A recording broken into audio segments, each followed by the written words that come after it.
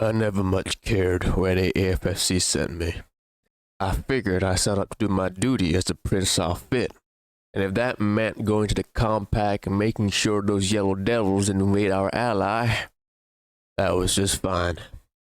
Me and the rest of my boys got in our mechs, did our patrols, participated in parades, fought off the raids. We did our part for hearts and minds when we were on duty. Everything a good soldier in the AFFC is supposed to do. Thing was, most of those compact boys and girls we fought beside were just as yellow as the Laos. I mean, there was Capellans too, you know.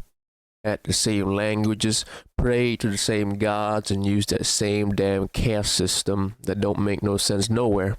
They knew how to fight, of course.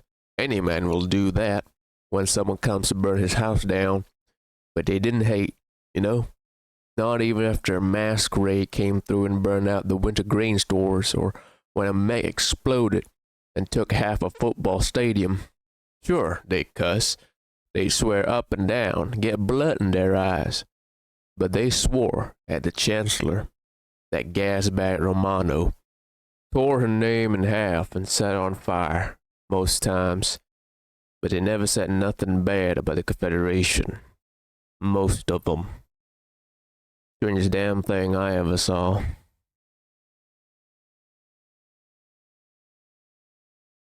The raid on Sion, the betrayal of Justin Ellard, and the treachery of his own daughter were the final blows that shattered Maximilian's mind.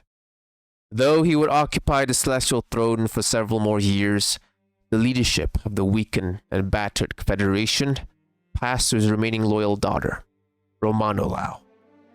Romano immediately moved to consolidate and rebuild what little remained of the Confederation. Soon after her de facto ascension, however, the Confederation once again faced the threat of invasion. This time from an alliance between the Duchy of Endurian, which had recently seceded from the Free Worlds League, and the Magistracy of Canopus.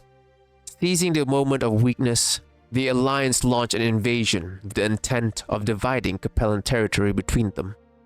Hans Davion watched this closely, eager to exploit the chaos to finally eliminate the Lao threat. Yet, despite her rebellion against her father, Candace declared that she would not tolerate an invasion of Capellan space and pledged to support the Confederation's defense.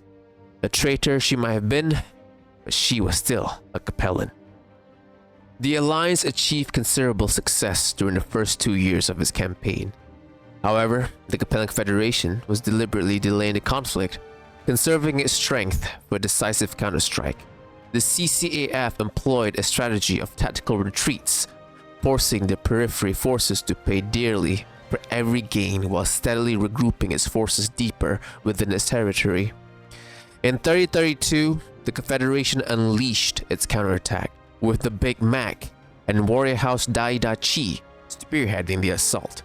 The Capellans succeeded in driving the invaders back and restoring the pre-war borders. This victory proved crucial.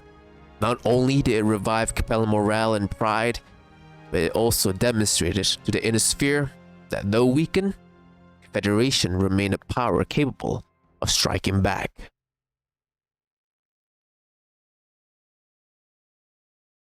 There have been comparisons, mostly in the foreign press, of Romano Lau to her infamous ancestor, Alvin Lau.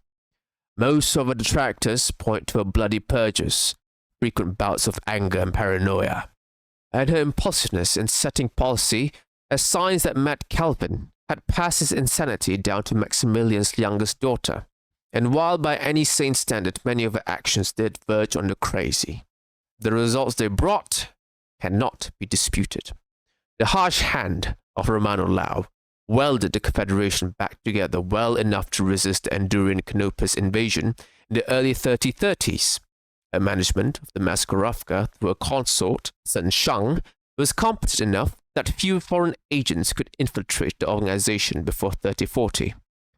Her management of the military, perhaps the bloodiest operation of her reign, resulted in a solid core of loyal veterans that took the fresh crop of academia graduates and recruits and turned them into a solid fighting organization. So yes, perhaps she did have a touch of madness. There was a method to it, and that method saved the Confederation from near certain destruction at the hands of the Endurians, the Canopians, and even the weakest members of Capellan society, who might rather have just rolled over and died.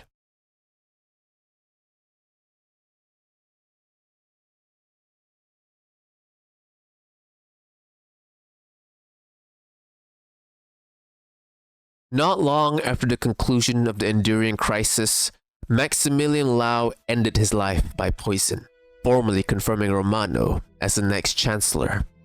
One of her first acts was to appoint Sun Chang as director of the Maskarovka. Together, they immediately initiated a series of purges within both the military and intelligence agency. Officers deemed defeatists were eliminated, along with those suspected of planning to defect to enemy states. Within the Maskarovka, agents and analysts were executed or exiled, particularly those who had collaborated with Justin Ellard during his tenure at the agency. The purges extended beyond the military and Maskarovka, reaching into the nobility and even the common citizenry. To many Capellans, Romano's actions evoke memories of the dark reign of Calvin Lau, when lives were subject to the whims of the mad chancellor. Yet, to more critical observers, the methods appeared far more calculated. Each wave of loyalty purges was paired with displays of individual sacrifice for the greater good of the state. For example, Mandarin Oren Tao donated nearly all of his income to support reconstruction efforts, a gesture later emulated by many members of the Sheng. These purges, combined with the restructuring of the Maskarovka, rendered foreign infiltration nearly impossible. With only verified loyalists remaining, the agency's efficiency grew. It soon launched a 6-month intelligence offensive within the Federated Suns, during which the Capellans uncovered the existence of the Hell Memory Core, a discovery quickly designated as a top priority to acquire.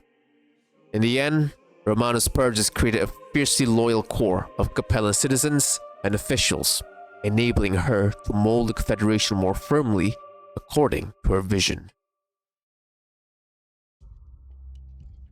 Over the next 2 decades, Romano Lau oversaw massive reconstruction, focusing almost exclusively on rebuilding the military.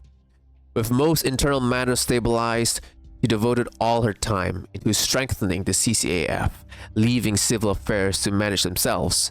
When she did issue decrees, she expected others to handle the details without her involvement. The wartime economy established in earlier conflicts was never lifted. Civilian goods manufacturing was pushed aside, and eventually the production of consumer products was outright banned. Every factory was redirected toward military equipment to accelerate the CCAF's recovery.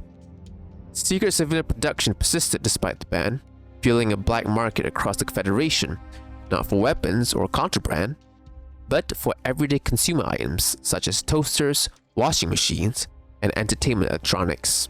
Ironically, surplus military equipment was sometimes sold directly to the public. In 3040, the state seized private property for redistribution.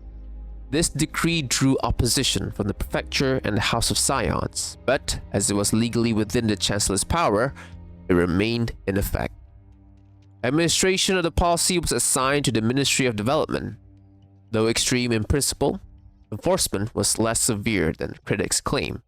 Landowners did not lose access to their homes or businesses. Instead, they became caretakers of the property, advised on how to best use it, and allowed to enjoy any benefits resulting from changes. To many citizens, this simply meant that if their property continued unchanged, they were fulfilling their duty to the state. Yet, the policy also served another purpose: to quietly remove Romano's opponents. Public bankruptcies or removals became stark reminders of the cost of disloyalty. Elsewhere, such measures would likely have provoked mass protests and backlash. But in the Confederation, after enduring 2 consecutive invasions, an us against the world mentality dominated. Citizens threw themselves into duty, hoping one day to reclaim what had been lost. The near-endless jobs generated by Reconstruction also distracted many from concerns over personal freedoms. Beyond Capellan borders, Romano's policies were harshly criticized. Candice Lau denounced her sister almost daily, while their younger brother, Tormano, long believed dead, resurfaced on New Avalon to lead the Free Capellan movement.